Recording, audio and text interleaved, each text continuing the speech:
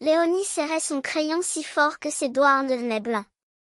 Dans le salon, ses parents applaudissaient Tom, son petit frère de 4 ans. Bravo Tom! Tu as compté jusqu'à 20 tout seul.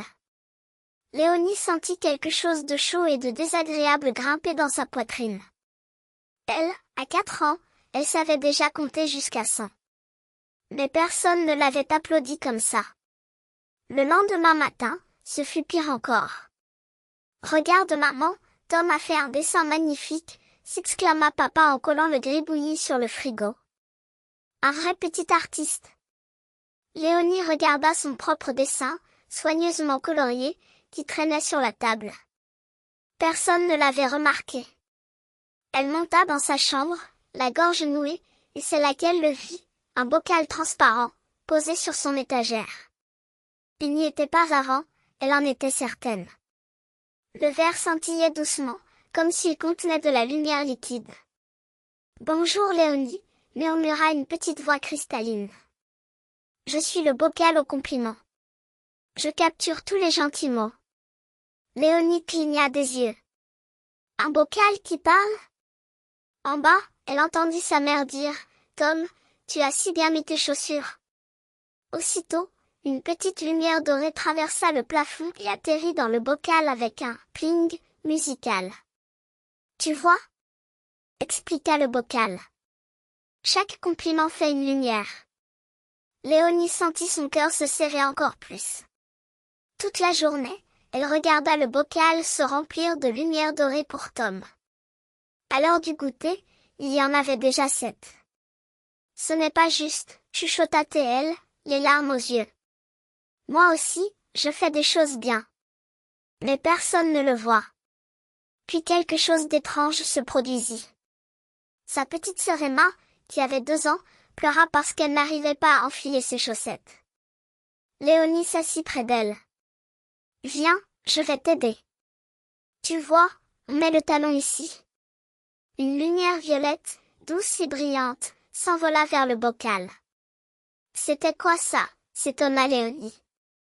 Le bocal chantonna, la gentillesse à sa propre couleur. L'après-midi, Tom tomba et se fit mal au genou. Léonie lui fit un câlin et lui raconta une blague pour le faire rire. Une lumière rose rejoignit le bocal. Le soir, quand maman était fatiguée, Léonie mit la table toute seule. Une lumière verte apparut. Avant le dodo, elle lut une histoire à Emma et Tom. Une lumière bleue. Léonie s'approcha du bocal. Il brillait maintenant de 1000 couleurs, le doré de Tom, mais aussi son violet, son rose, son vert, son bleu. C'était magnifique, comme un arc-en-ciel prisonnier. « Tu comprends maintenant ?»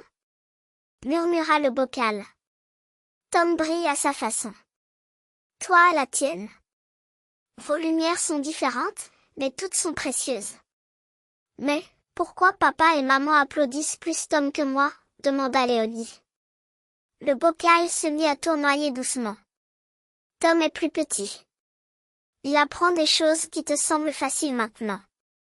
Mais regarde, tes lumières sont plus nombreuses et plus variées. Tu fais tant de belles choses que personne ne peut toutes les voir en même temps. Léonie regarda vraiment le bocal. C'était vrai. Elle avait beaucoup plus de lumière que Tom. Des couleurs qu'il n'avait même pas.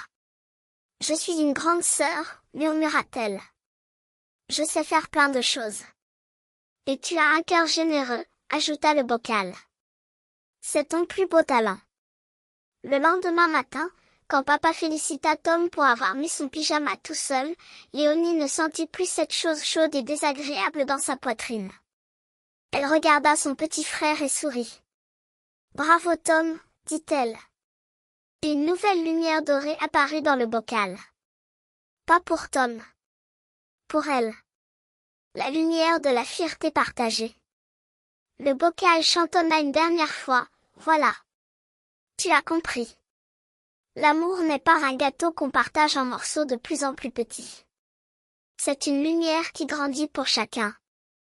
Léonie regarda le bocal étinceler de toutes ses couleurs. Son cœur était devenu léger, léger, comme un ballon qui s'envole vers le ciel.